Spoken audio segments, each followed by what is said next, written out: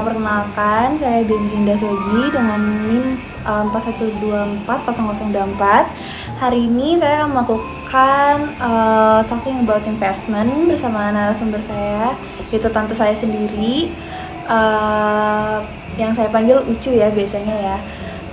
Ucu mungkin boleh kenalin nama, usia, sama pekerjaannya apa? Saya Livia, umur 56 tahun, pekerjaan ibu rumah tangga. Oke. Sebelumnya mungkin aku mau minta izin dulu sama, aku panggilnya Ucu ya guys ya.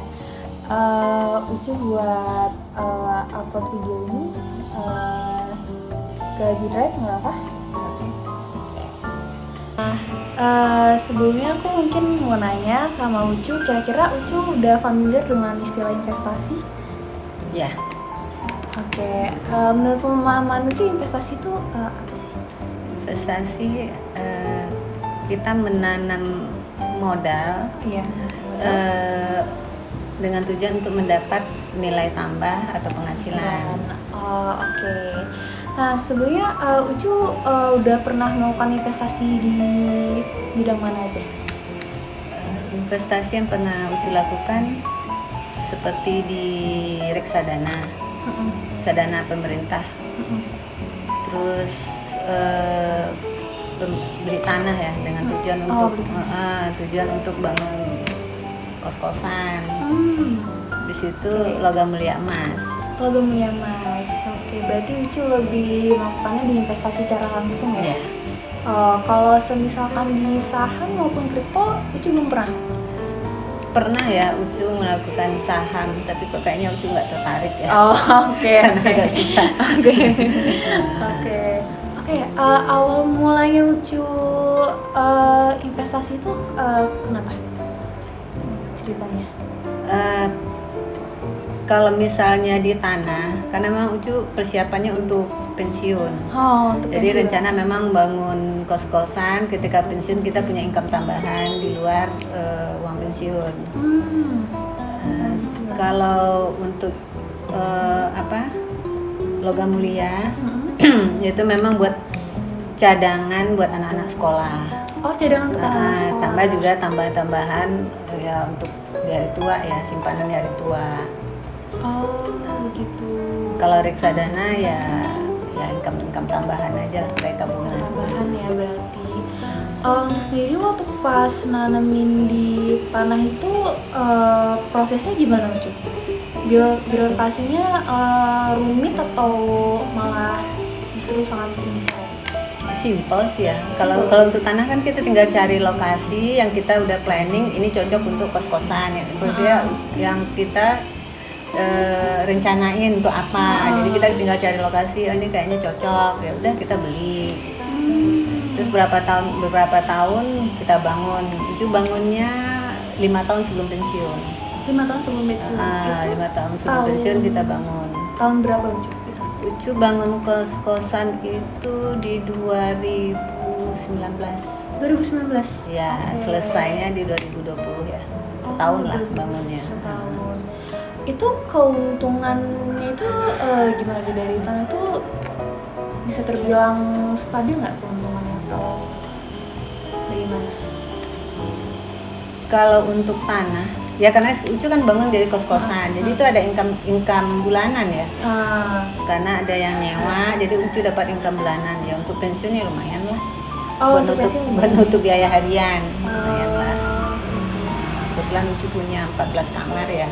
14 kamar. Satu kosan gitu ya. Iya.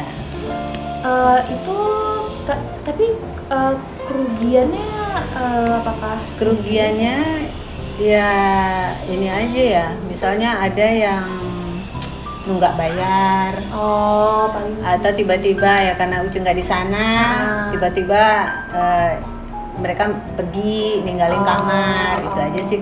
Terus ya mungkin kerugian misalnya kayak kerannya copot atau apa ya, kerugian-kerugian kayak gitu. Jadi lebih ke operasional sama operasional. Tapi kalau untuk kerugian lain misal harga tanah ya enggak lah kan. Bagi harga tanah tuh dana tidak ada masalah. Tidak masalah. Oke, nah menurut Ucu investasi di dalam tanah itu high resiko nggak sih atau justru rendah risikonya? Rendah risiko. Oh, rendah Kalau itu risikonya. rendah risiko. Iya. Oh, Bisa dikatakan nggak ada risiko lah ya. oh bisa dikatakan tidak ada Nah, risiko kalau ya? untuk investasi itu ya risikonya yang Ucu bilang tadi. Oke, berarti lebih Tapi kalau ke- untuk tanahnya ya nggak ada risiko karena Oh. bisa harga tanah kan naik setiap tahun. Oh, oke. Nah, lalu berikutnya juga Ucu juga melakukan investasi di logam mulia tadi ya, di logam bagian mulia. emas ya. Heeh. Itu Ucu ketika anak-anak kecil-kecil, Ucu Mm-mm. udah mulai tuh nyicil Nah, beli logam mulia karena mereka kan plan untuk kuliah. oh oke. Jadi nyicil beli LM untuk keperluan mereka kuliah nanti. Dan Ucu juga beli itu untuk persiapan Ucu pensiun, Untuk tabungan pensiun. tabungan pensiun. Apakah kira-kira investasi yang di dalam emas ini worth it gak Ucu? Ya kalau untuk jangka panjang worth it ya. Jawabannya worth it. Kalau logam mulia itu memang tujuannya untuk investasi jangka panjang. Jadi bukan untuk investasi 1 bulan, 2 bulan, 1 tahun. Itu memang untuk investasi jangka panjang. Karena logam mulia itu lebih cenderung untuk sebenarnya untuk pelindung nilai dari uang. Jadi daripada kita nyimpan dalam bentuk rupiah, Iya. jadi bisa tergerus inflasi, terus nilai uangnya juga jadi lebih turun. Jadi Ucu pikir ya lebih bagus Ucu simpan dalam bentuk LM. Oh, dalam bentuk LM. Tapi untuk kerugiannya sendiri itu cenderung rendah atau bagaimana Ucu? Kerugiannya sih nggak kerugian, cuma resiko ya. Oh, resiko. Karena kalau LM itu kan kita butuh tempat penyimpanan. Nah ya kalau mungkin di rumah itu kan nggak safe ya. Oh. Itu aja karena dia dalam bentuknya fisik. Oh, bentuk fisik. Nah itu aja masalahnya. Jadi kita memang harus simpan ya, kalau Ucu kan punya safe deposit. Jadi memangnya simpannya di safe deposit. Karena kalau simpan di rumah mungkin nggak safe. Itu aja sih masalah penyimpanannya aja. Tapi kalau masalah dari segi harga, apakah itu harga turun? Ya biasanya jangka panjang emas itu kan selalu naik. Berarti bisa terbilang cukup aman untuk jangka panjang ya Ucu ya? Cukup aman. Malah itu benar-benar bisa dikatakan sebagai pelindung nilai uang daripada kita nyimpan uang rupiah atau dibanding uang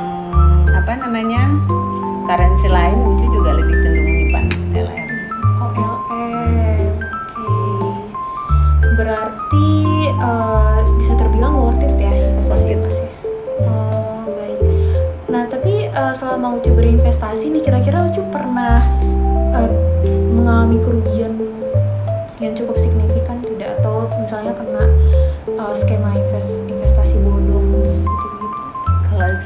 Kalau investasi bodong kan nggak pernah ya, karena Ucu kan kalau investasi harus benar-benar hati-hati ya. Oke. Jadi nggak gampang tergiur dengan ini ada tawaran dari teman-teman, ini banyak kan nawarin gini, ini ada investasi ini, tapi kan Ucu tipenya orang yang nggak gampang tergiur. Oke. Jadi setiap investasi itu Ucu pelajari dulu. Oh, Ini bagaimana. Jadi memang Ucu kalau investasi itu nyari yang safe. Oh, cari yang safe. Tapi paling kalau kerugian gitu pernah, misalnya kayak beli saham tiba-tiba turun harga saham itu pernah. Tapi itu kan wajar ya. Oh iya. Saham, makanya semenjak itu udah nggak mau beli investasi di saham lagi, karena memang mungkin Ucu nggak familiar ya sama saham. Oh, berarti Ucu memang lebih mengenalnya lebih ke investasi properti yang seperti tanah, Iya. emas gitu. Tapi Ucu ada investasi yang mau dicoba lagi nggak selain investasi emas maupun tanah? Kalau saat ini sih udah enggak ya. Oh, saat ini sudah tidak. Nah mungkin juga udah usia juga kan. Oh, berarti udah masih Jadi ya. itu udah lebih sekarang kayak udah nggak mau lagi Udah investasi mau. macam-macam dah gitu. Oh, oke. Berarti sekarang jadinya lebih fokusnya sekarang ke emas ya, berarti Ucu ya Mas sekarang aja. ya? Oke. Baik Ucu, terima kasih atas informasinya. Semoga bermanfaat bagi kita semua. Terima kasih Ucu. Oke guys, jadi dari wawancara aku dengan tanteku tadi, kita bisa mengambil beberapa poin kesimpulan. Yaitu pertama mengenai investasi di properti yang seperti dilakukan oleh tante aku tadi. Jadi tante aku yaitu membeli tanah lalu membangun kos dari tanah tersebut yang memakan waktu selama 1 tahun. Nah sebelumnya ya guys, aku tuh awalnya berpikir kalau misalkan investasi properti apalagi tanah ya itu cukup beresiko, karena kan kasus sengketa tanah itu kan banyak sekali di Indonesia ya. Nah tapi ternyata dari pengalaman tante aku tadi itu ternyata resikonya cukup rendah. Jadi mungkin investasi tanah maybe cukup worth it untuk era sekarang ya. Nah lalu berikutnya juga ada investasi emas. Nah investasi emas ini itu juga sangat worth it, apalagi memang investasi emas ini dialokasikan untuk jangka panjang teman-teman. Nah seperti yang tante aku bilang tadi, jadi dia itu nabung dulu LM, lalu habis itu nanti beliau jual, dan itu juga sangat berguna bagi pendidikan anak-anaknya. Nah, lalu yang berikutnya juga terkait investasi bodong. Nah, ini teman-teman juga perlu hati-hati. Jadi memang seperti tante aku tadi, kita harus mengecek kembali, harus menelusuri terlebih dahulu apa kira-kira investasi ini aman atau tidak gitu. Nah, kalau misalkan kalian bingung, kalian bisa mengkonsultasikan itu ke OJK, terutama mungkin dalam saham maupun kripto ya. Jadi nanti bisa menghubungi layanan 157. Nah, nanti layanan 157 akan mengecek terlebih dahulu investasi yang kalian lakukan ini itu sebetulnya sudah legal secara hukum atau tidak. Nah gitu aja ya guys, semoga dari wawancara ini aku berharap teman-teman dan aku pun sendiri juga mendapatkan banyak pengetahuan dan serta ilmu ya, mengembangkan knowledge kita. Oke, jadi ya sekian dari aku, terima kasih, bye-bye.